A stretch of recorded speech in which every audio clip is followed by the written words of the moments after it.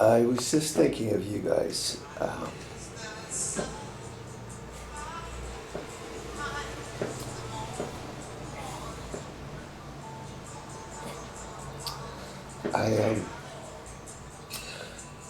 When I arrived in Sudbury, after some confusion at the beginning, where am I going to put this so you can see me? After some confusion at the beginning, I walked around the downtown and I walked up this, I was just wandering around and I walked up some steps and there was a small low-rise there, and in the door you could see there was this bike, and it just reminded me of this. I could see the guy that owned the bike. He was a young guy, like at 22, and I pictured him coming home from work on a sunny day, having a quick bite to eat, and then going outside and spending the evening biking around Sudbury. And I remembered when I was 22, 23, and just out of university, and I would spend my evenings like that sometimes in the summer. I'd just hop on a bike and go out and just be free. And I remember that.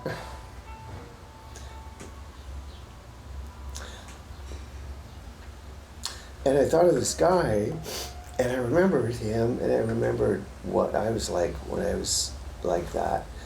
And I remember I could feel in him the carefree Canadian spirit that we always had, that was just relaxed and easygoing and trustworthy and just simple and easy to get along with. And that good-naturedness we had that these people here do not have is just pure hell here. Every goddamn hour is just pure fucking hell. And I miss you. I miss the people that I lived with for so many years that were easy to live with and were fun and had life in them.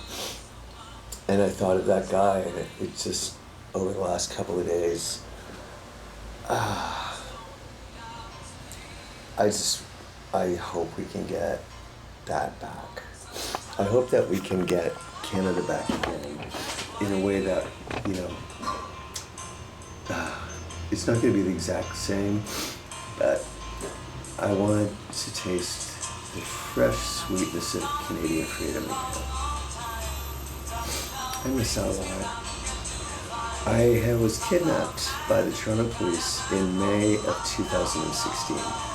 After Bill Blair, the former Toronto Police Chief, after he tried to get me imprisoned in jail 3 times he tried.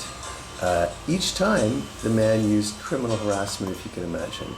He used the exact same charge all 3 times. All 3 times the judge dropped them. The second time they were dropped, it was March the 24th of 2016.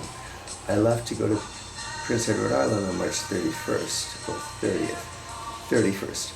And basically within a month and a half, Bill Blair decided, he was so pissed off at me, a mental retard of all things, beating him 3 times, he decided he was just going to resort to brute force and kidnap me and ambush me on my way back to Ontario.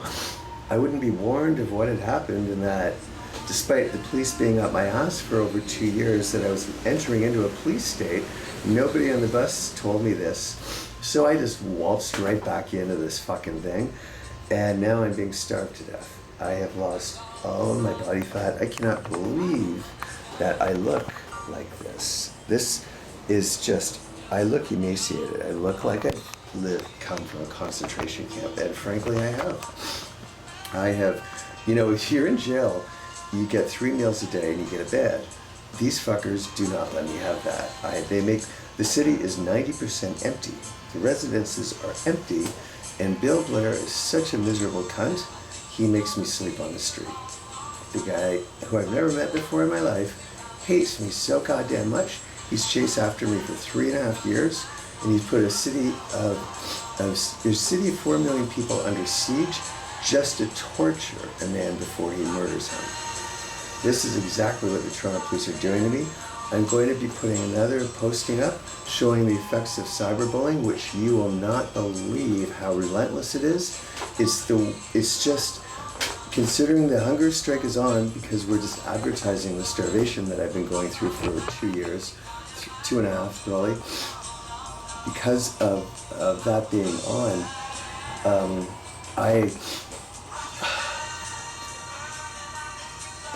in the middle of everything, in the middle of all of this, just the relentless gang stalking, the relentless harassment, the starvation, the theft of money and property, they just are going out of their way just to be complete assholes. And they're actually changing posts while I'm posting them.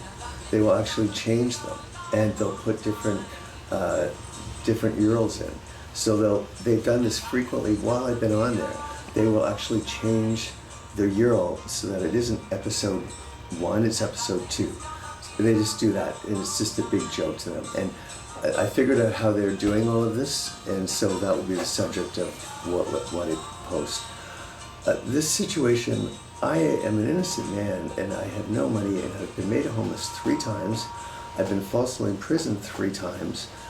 I have no money. I have been isolated. I have absolutely no friends, no human contact. My sister was separated from me for 3 years now. I'll never get back.